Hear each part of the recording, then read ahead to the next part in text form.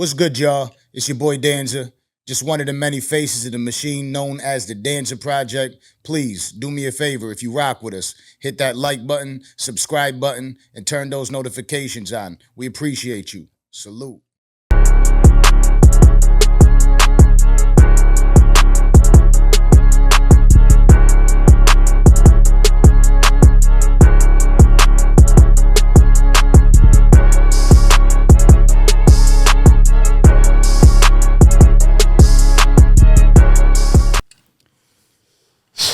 We went from Miami to San Francisco to Buffalo. We were going to hit Toronto, stop back in Buffalo. And, Toneyboi hit me. And we had another opportunity for a dope podcast. My guy, Jamal Gasol from Niagara Falls. Yeah. Good, man. It's good, my brother. How you feeling? I'm good, man. How y'all? I'm good, man. I'm good. I'm picky, right? So I always want to make sure I got the right artist that I work with. You know what I mean? So like if it don't sound right, it don't sound right. I don't want to do it. Look, I gotta put my name on it too. You know what I mean? No disrespect. Right. A lot of these artists be hitting me up talking about let's do a show. And they say, yo, what do I need to do to get on a show? And I'm like, you gotta work. You know what I mean? You gotta build a name for yourself, be able to build a sound, because if there's no sound to it and I'm not rocking with it, it's tough for me.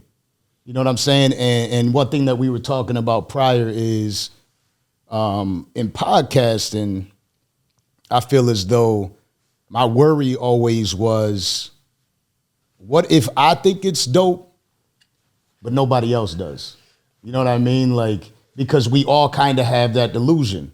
We were talking about a hip hop artist a few minutes ago, and what I was thinking about when I was thinking about this is sometimes people just don't have that understanding.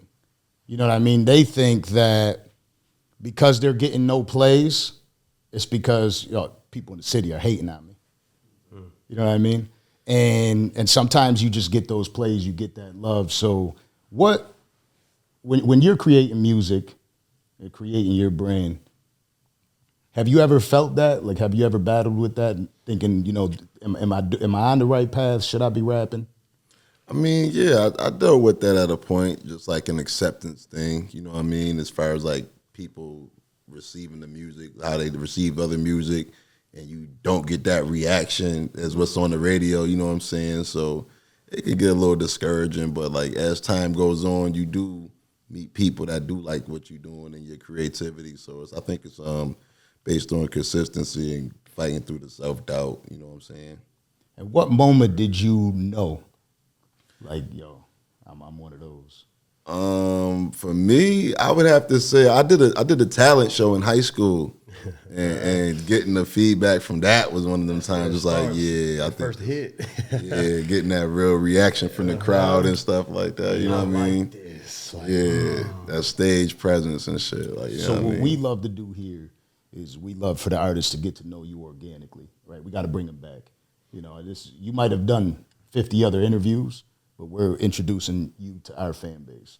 And so your upbringing in Niagara Falls, can you talk to us about what the household was like? Mom and pops, were they both present? How did that work out? Well, as far as growing up, my parents were separated. So like, my mom and dad was broken up like a year after I was born. So I had like my mom's ex-husband was my stepdad growing up. So there was like 7 of us in the house, including his kids, and then my mom, me and my sister. So it was like 7 of us. But we played sports, you know what I mean? We used to go to my uncle's crib, my Uncle Chill Will. I was just talking about him, man. He's one of the reasons I do music, you know what I'm saying? Going to his house, he was a DJ in Niagara Falls. Everybody knew. He used to do like his own mixtapes and stuff, do parties and shit. So like going over his crib, used to have people coming over and record in the studio. So, you know what I mean? Seeing people respond to that and like seeing that's what people was interested in, it made me want to be interested as a kid. So pick up some game in there too, just by hustling, just by being. So what was it like your first time actually putting a track together? My first time putting a track together was actually funny, I would say, because I didn't know what the hell I was doing. I was just like writing, and I don't know when to stop. Like, you know, as far as the bar count. Yeah. Like I had to like rap for this one dude, man. His name was Booby. He had a group at the time. They was like looking for new artists and shit. And that was my first time of really like stepping into that. And You remember any of the bars? hell no. That joint was trash. I ain't gonna lie, when I think about it back then, it was trash. Cause it was just like I made the effort, you know what I mean? Trying and seeing what I could do. Rhyming, though. I know that much. Yeah, it definitely was rhyming, goddamn. Step one. But yeah. That's back when every word used to rhyme. You know what I mean? Like you had to rhyme every other word because you're just trying to figure it out. I remember the first time I recorded anything was on like the cassette, the recorders. You drop the cassette in, you press play record. You know what I mean? And then you just record. And then they had that little toy back in the day that like Walkman, but it had the mic that the joint comes from out. Home Alone. Yeah. So those are that's how we used to have Handle on the to top. make music to figure it out back in the day. Because I think a big thing about people up north is we have a lot of cold months. Like a lot. You know what I mean? Like damn near 75% of the year is cold. I know global warming's going on, you know what I mean? Don't nobody get mad at me, but I know it's been a little bit warm out here, you know what I'm saying? But coming up, that's what it was like. You know, and we try to find something to escape into. A lot of the times, a lot of the people out here do music. You know, and it's something that we could connect with and we could escape. And when we're making all this music, sometimes it hits, right? And you've been able to make a name for yourself. And what does it feel like now having the ability to represent Niagara Falls? It feels good, man. It feels good. This is what I worked hard to do, like specifically was put on for the city, man, because, you know, I feel like we like the forgotten city in this area, you know, like everybody knows Buffalo and Rochester, but like Niagara Falls only has that waterfall attraction, you know, being a wonder of the world. They don't speak of like the talent here, like, you know, like Johnny Flynn and James Starks, how like they sort of like brought a little spark to the area on the athletic side, but there's music creatives in the city, you know what I mean, that really ain't get that opportunity. But I'm just trying to work hard, and I think that's what got me here. Like you said, hard work. You got to be consistent and be able to put it in. You know what I mean? No excuses. Yeah. Hard work is what most people lack, right? A lot of the people, again, in getting back to podcasting, in any industry, the one thing when people ask me, what do I need to do to improve? Consistency. You got to be able to continuously deliver because, number one, as you're creating, you're finding the errors in what you used to do. You know what I mean? Like something might not sound like you wanted it to sound, and that next record you're able to deliver that sound to. Or maybe you weren't picking the right beats. You know what I mean? As you continue creating, you know what I mean? You just get better and better and better. And speaking about getting better, my boy, you got like 30 albums. You know what I'm saying? Like, so, you know, the other day when we were talking to LaRussell, the one thing that I was talking to him about was you click albums and you scroll and it's one of, and so now I'm going to listen to your music and I'm like, let me start from the top. Nah, a few Man, yeah, you know what I mean? I'm like, damn, it's hard to get all the way back. What is it about you that allows you to have that work ethic and bringing it back? Like, where'd you get that work ethic from? I think my work ethic changed from just always being determined, you know what I mean, in life in general. Like anything I'm involved with, I want to be determined to succeed. So like improving my music is constant releases, putting music out there for reaction, seeing what they like. And then, you know, I'm just having fun with it now, you know what I mean? I stopped looking at it as like this serious career, you know what I mean? If I'm able to just record off of life experiences and day-to-day shit, you know what I mean? I think that's easy to talk about and it relates to the people. Create more freely too. Right. You know, be able to dabble and say what you really want to say versus being in a box for just your niche. Yeah. Kind of get more athletic with it, get more fun with it. Yeah, that's where a lot of my creativeness came from with music, like just wanting to do more, like, you know what I mean? Like how R.L. Stein had mad Goosebump books, you know what I'm saying? And Dr. Seuss had mad books, like they continued going on, like, you know what I mean, something different every time. Absolutely. But for the amount of work that you've been able to put out, like we were saying, it was literally like a slot machine, like work after work after work. How do you, when you have a creative moment or a creative thought, how are you capturing that? How are you bottling that up? And then being able to put it into music or on wax? That's a good question, man. I never really like explained that, but I could think of as far as like when I'm in that mode as far as writing music, I feel like the instrumental usually pulls it out of me too, like hearing beats, you know, producers sending you beats constantly and just listening to beats. I'll get beats from people and play it in the car for like weeks before I even write to it, like seriously. Or if I really like it, I might write to it right away. But, you know, I try to like marinate. Even if I do right away, I won't even record that immediately. I might go back and tweak a line up, you know, go back and edit a line or say something better or something that came to my mind later in the day. Cause put a bookmark in it and then come back. Because that's one of the hardest things for a creative. Like, you could have all these great ideas, but the execution of it, like pulling it out of the ether and putting it on the paper and making it real, you know, actually going to the studio. Like, that's why people always say, like, it's really good to have a studio within arm's reach, because when inspiration catches you, sometimes you got to, before I lose it, like, it's like a good dream. Like, it ain't going to be here long. You kind of, let me hold on to it, you know? And that's one of my benefits, too, is like when I really, really started taking music seriously, like around like 2018, I like start seeing some finances from it. I went and got a home studio. You know what I mean? Like everybody had the home studio, like the Fruity Loops and all that back in the day. But I just got something to send, like record vocals on and send them out. You know what I mean? That's how me and Toneyboi actually got more cooler over the years as far as his engineer skills. I used to record and send my vocals out to him and have him mix them down, and then I would just have them upload. So definitely had an in-house studio, man. It's necessary. Super. And shout out to Toneyboi, right? Like Toneyboi is somebody that's got a great ear for music.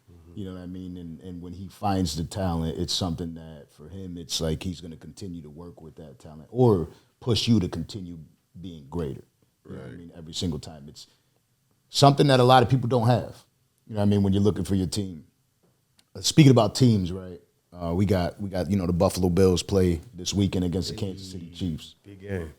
And you came up with a nickname, the Kansas City Smack Man. Yeah. How did that come about? How did that come about? Well, you know, the name was from South Central. The character Genie Lamp, his nickname was Smack Man. They had to sing the badass Kansas City Smack Man. And I thought that shit was catchy. You know what I mean? And this is during my creative time having an in-house studio. And I said, you know, I'm gonna name a project that shit.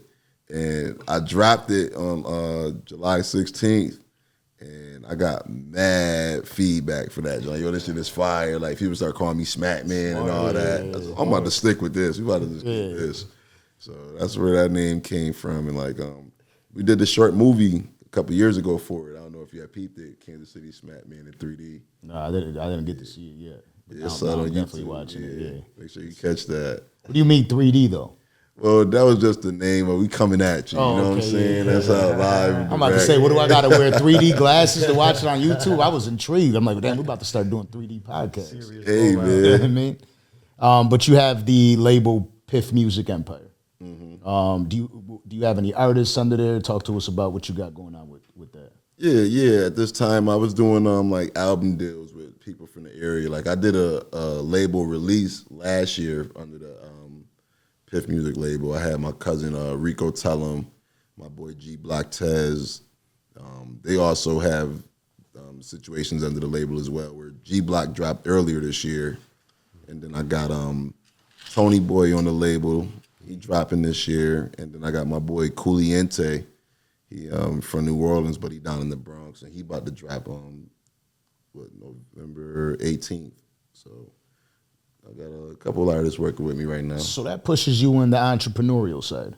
Yeah. What's it like? Like, what is your relationship with your artists? Are you pushing them to work, or how is that working for you? Is it just kind of like do your own thing? I mean, it's a little bit of both. You know what I mean? Because I don't want to like overstep my boundaries of people's creative sides. You know what I'm saying? Like everybody's process is different, so I don't want to like constantly tell somebody what they need to do or what I want them to do. It's like I'm interested in working with you because of what you do already. You know what I'm saying? So like if you could be able to work with me and we could be able to build as a collective together, then I just let them rock. And then if I like the music, I'm definitely gonna let you know. Like I taught the Toneyboi, I taught the Cool, Rico, Tez. I hit people up just on like a casual tip too, you know what I mean, outside of music, just to really build like a relationship, you feel me? Thing about it is like working with other people, right? It's tough because once you're the head of the room, right? It's like there's all these expectations. Are they expecting you to be the one to take them over the top? Have you ever had to deal with any stress in regard to any of that? I feel like I took that on myself as far as like they're willing to work with me, so I feel like they believe in me. So it's like I feel it's my job to really fulfill that belief, you know what I'm saying? And most importantly, I motivate and push myself. So like I'm living proof to the people that's around me that I'm able to make something happen. So I think I do take that stress on myself. Not that they've told me themselves that they depended on me, but I know that like they dealing with me in the sense that they know I can make something happen too, and they believe in me. So because it's just tough, right? And then another one of those things that become tough through that is being creative, right? Because you have to stay being creative. You're working with somebody else. It could stress you out a little bit, or you might be too focused on their projects opposed to what you got going on. Have you ever faced any difficulties doing that? Yeah, I can say that. I feel like it was just about timing. You know what I mean? I didn't want to like saturate too much. Like I got my own thing going on at the same time, trying to put my people in position too, where it's like I'm overshadowing them or like taking away from what they're doing. So I'm just trying to be fair and schedule things properly with people. Like, you know what I mean? Like what's your release time? You want to do something? Like I discussed that with them before we do anything. That way it's like I'm not putting anything that'll overshadow what they doing or take away from their release. You know what I mean? I want to see them shine too, so I'm mindful. I had a conversation the other day where I was talking about, you know, they playlist a lot of artists. Some artists, they don't playlist. I was able to find your music through a playlist because of the type of music I listen to. So I'm just in the gym, I'm zoning out, got the headphones on, and I hear a Toney Danza line. And I'm like, they talking about me? You know what I mean? Like I go, it's changing now, right? I'm starting to think like okay, people know who I am. You know what I'm saying? I'm walking through the hall earlier down here at the Hyatt, and there was a group of kids that had chased me down. And they're really chasing me down because they think I'm a football player. Apparently, I look like a fucking football player, which is cool. Thank you. You know what I mean? But I'm telling them, I was like, yo, like, on God, if I was a football player, I would let y'all know. It's all good. As soon as I said that, everybody put the camera up. They're like, he's a football player. You know what I mean? And I'm like, I don't know what just happened. Yeah. Coming here all stocky little dude, you know what I mean? Yeah, right. I'm the punter. You know what I mean? But like, you know, sometimes I tell Kato all the time, I'm like, yo, it's happening, right? People are starting to notice us. We get out the rental. Somebody's like, at the airport, yeah. You know what I mean? We're in San Francisco. I drop the rental off. I get out the car. Somebody's like, That was dope. He's staring at me to get the car. And I'm like, weird ass interaction. I was like, do you need anything Like a from me? weird smirk, like, You know what I mean? Do you need it? He was like, you Danza? And I was like, oh, okay. Because I'm like, what am I about to do with this guy right here? What is he looking at? Same thing that happened on the plane on the way here to Buffalo when you start hearing that. So I hear Toney Danza. I'm like, it's possible. You know what I mean? And then I find out you're from Buffalo. I'm like, it's even more possible. You know what I mean? I'm going to call it Buffalo because, you know, you don't got to call Niagara Falls. Yeah, it's the Buffalo, Niagara region, But I was able to find your music through there. And what I'm trying to say, long story short, is a lot of the times I'm pressing skip. I was able to make it through your music. I think you're a phenomenal artist, right? And I think that, you know, I don't know what you got going on over there with the label. I want to see you continuously working on your craft to get more product out there to these people because I love it. You know what I mean? And I know if I love it, I got a good ear for music. I know that for sure. And I know that the masses will. You know what I mean? So I would love to see you continuing the process with your, I never want to see you get stressed out over running a label. Like sometimes you got to be able to separate from that, which is difficult for a lot of people because you feel obligated to those people, as you just said. So, I feel like I needed to give you that little bit of advice. Like, don't get too stuck on what somebody else got going on because what you're doing is dope. You know what I mean? And if that's also what motivates you, being the boss, being able to control, being a boss like Toney Danza, you know what I'm saying? But being able to control the environment, then use that motivation as a source to fucking keep doing what you're doing because it's super dope. You know what I mean? So how long? I see from when I go down Spotify, I could get to 2018, right? That's when the first album was released there, right? So you probably had a few that were released prior. When's the first time you completed a project? The first time I completed a project was like 2009. I did a tape called "Who Is Jamal Gasol." It was like my very first mixtape. My boy had made a lot of beats on there. And I had a couple like industry beats on there, but that was like my first tape was "Who Is Jamal Gasol." And what did you do for that album, right? Because you know how it is back in those days, 2009. You're telling people like dropping, you got like 48 videos that you make just dropping 2 weeks from now, like, and then you wait for it to drop, and you wait that day for that response. What was that day like for you when you dropped your first project?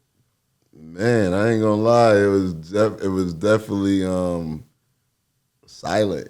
If that's the one way I would say. It was not one of those moments like now, like back dropping music back then. It was like, I think MySpace was just around, son. So like, I'm telling people my music out there. I had the Dat Piff link. You know what I'm saying? Fire. So you know what I mean. But it was like maybe I got like a couple 100 listens, but it was silent. It wasn't like people calling me like, "Yo, this joint crazy." You know what I mean? It was just like out now. Right. So how did you stay motivated beyond that?